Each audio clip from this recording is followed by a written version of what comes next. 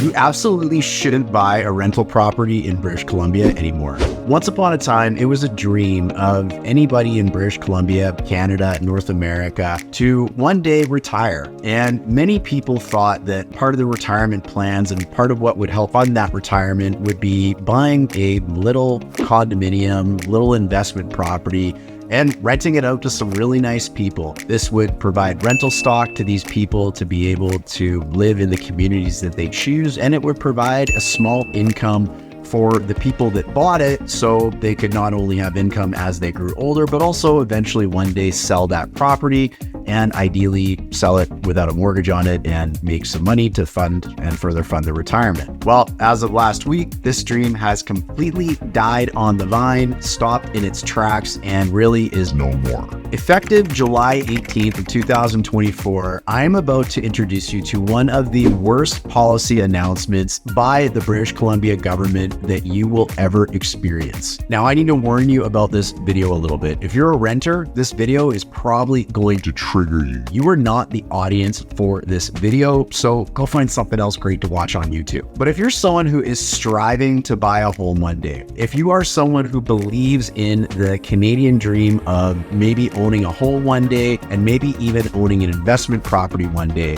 or if you're someone that does already own an investment property, especially in British Columbia, you definitely are going to want to watch this video. I'm going to let you know how too far that the British Columbia government has gone in terms of property rights for renters over landlords. I'm going to let you know who's affected by this most recent announcement, and it's not just people who own investment properties. Renters will be affected as well. And lastly, I'm going to let you know what's likely going to come in the future as a result of this announcement. So give me the next few minutes of your time, and I'm going to make sure you are fully informed about one of the worst policy decisions that I can remember in a very long time. That all sounds good? Let's get started. Hey, it's Darren here. If you're thinking of moving to Surrey, White Rock, or any of the surrounding suburbs, subscribe below so you can be the first to learn about the market and the areas. And like so many others, we've helped in the process of buying or selling a home. If you need help in the process, whether it's today or 6 months from now, use the link in the description to book a time to speak with me. We'll help you make sure that your move is the absolute best that it could ever be. So before I jump into what the announcement was, I want to paint a little bit of a picture about what the problem is. In the 2021 census from Statistics Canada, it was estimated in British Columbia that there was 660,000 rental households in our province. Expanding on that, CMHC estimates that in the Metro Vancouver area, roughly about 40% of the rentals are actually rented privately, meaning they're not big corporations renting them out. They're not governments that are renting them out.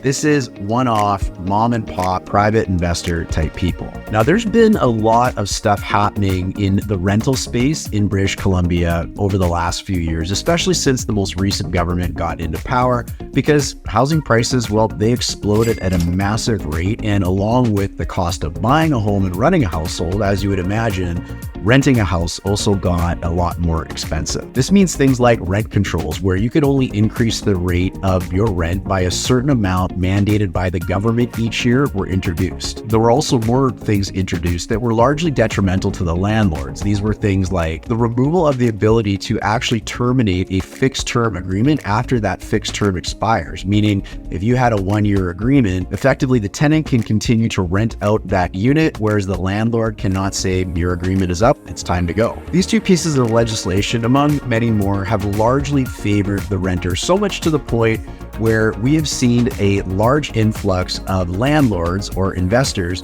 getting out of the rental space because it's just simply too risky now. Well, just introduced last week and effective on the 18th of July of this year, it was the final straw that will break the back of investors wanting to participate in the rental market in British Columbia. Effective on this date, a landlord must now give the person renting that unit or whoever's on that tenancy agreement a notice of 4 months for landlord use of that property. So why is that a big deal and why does that matter? Hey, real quick, I don't run any ads on my videos, intentionally anyways, and put in about 8 hours every week trying to bring you the very best content there is while keeping it somewhat entertaining too.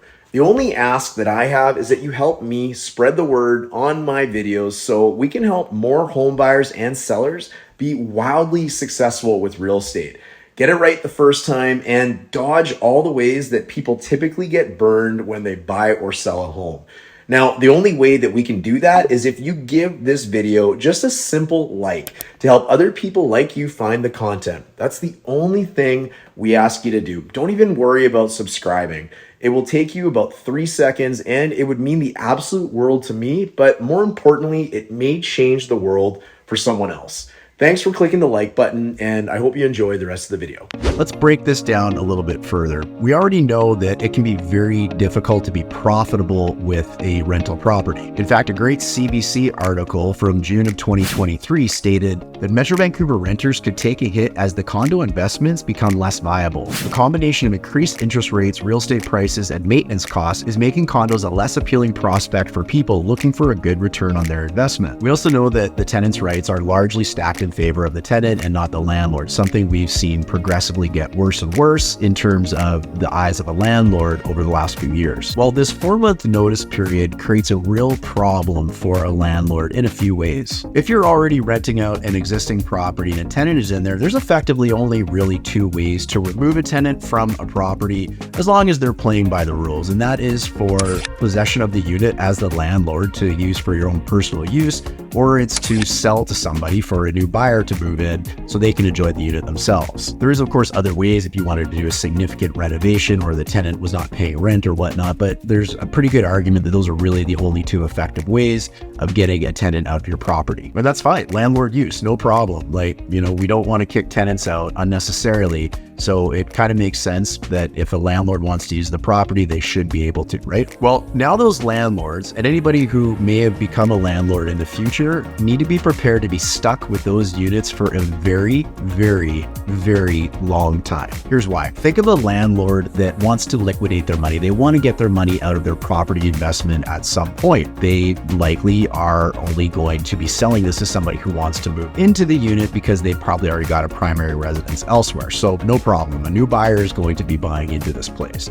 Well, with this new notice period where you have to give the tenant a full 4 months of notice, this means that it can be almost 5 months that a would-be home buyer is going to have to wait until they can move into the unit that you have for sale. If you sold that unit in the middle of July, that means that new home buyer couldn't move in until approximately the beginning of December of the same year. Why is any buyer going to wait approximately 5 months to move into a new home when they could go buy a home that is owner occupied from the owner and move it in a much more reasonable time frame? They're likely just going to skip over these tenanted properties. There's another reason that they're likely going to skip over these tenanted properties as well, is because most rate holds by most major banks are typically about 90 days, meaning the buyer goes and gets pre-approved for a mortgage and the bank will hold the current day rate for 90 days in case that rate goes up, which has happened very recently in the past, but that buyer can take advantage of the lowest available rate. This is what they were qualified to buy this home for. And some banks arguably will do it for 120 days, but most do it for 90. Well, this means if the process is dragging out longer than this 120 days, or roughly 4 months, this means when a buyer writes an offer on a property, they have no assurance of what their mortgage might look like when they actually go to need it and close on that property. If we find ourselves in a rate environment where rates are volatile and they're going up, they're going down, we never quite are sure where they're going to be, this could put a lot of buyers who buy a tenanted property in breach of contract because they cannot finance the purchase if the mortgage rates were to get more expensive. These buyers are never going to buy a tenanted property that they have to wait 5 months for and jeopardize their ability to get financing just because of a silly tenancy rule. So this brings us over to the landlords now, because what is a landlord going to be thinking about these new rules when a tenant decides that they want to move out of the unit? This might be that landlord's one opportunity to sell that unit before perhaps placing another tenant in that unit and being stuck by this new 4-month notice period should they want to sell down the road. With all the challenges in profitability when you're renting out a property, you can't increase the rent unless the government says you can, and you can only do it by the prescribed amount.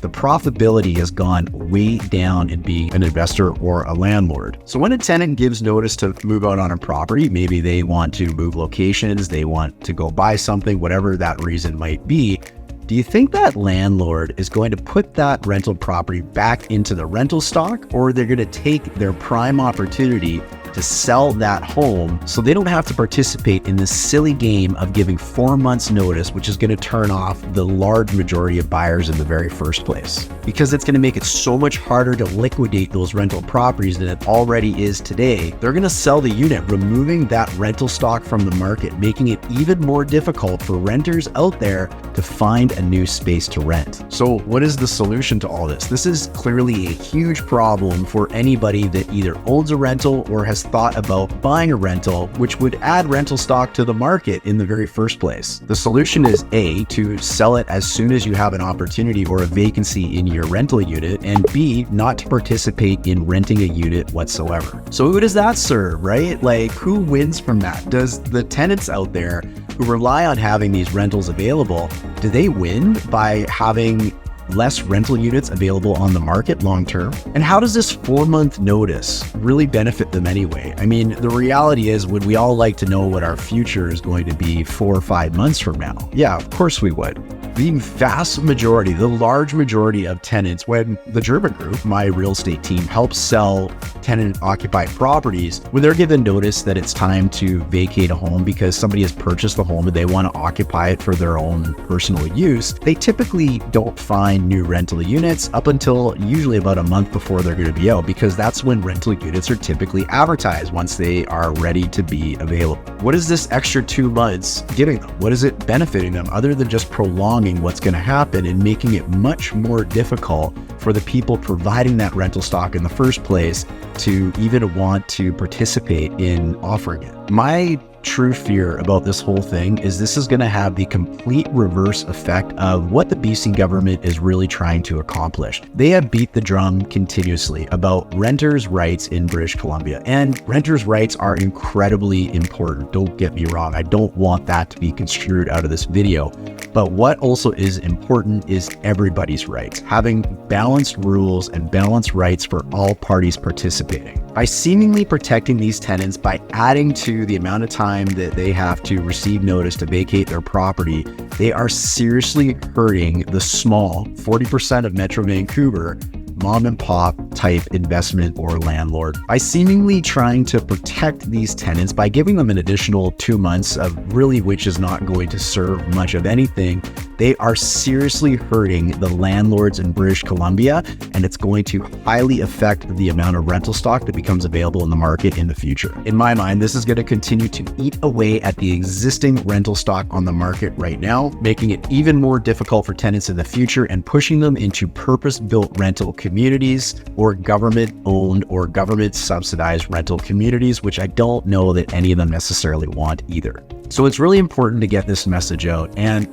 the question is, well, what can you do about it? Obviously, we've got a provincial election coming up, and you're going to have to decide how important this particular issue is for you. We're not going to get into the politics of anything on this channel, but what I am interested in hearing is in the comments section below, what do you think about this change? And you might be a tenant. I want you to have an open mind if you're going to be commenting on this. Does this really benefit you, or does it just kind of prolong the inevitable? If you're a landlord or a property owner, how do you feel about this change? And in my personal opinion, but I don't want to affect your opinion, I feel like it's gone far too far and is far overreaching by the government.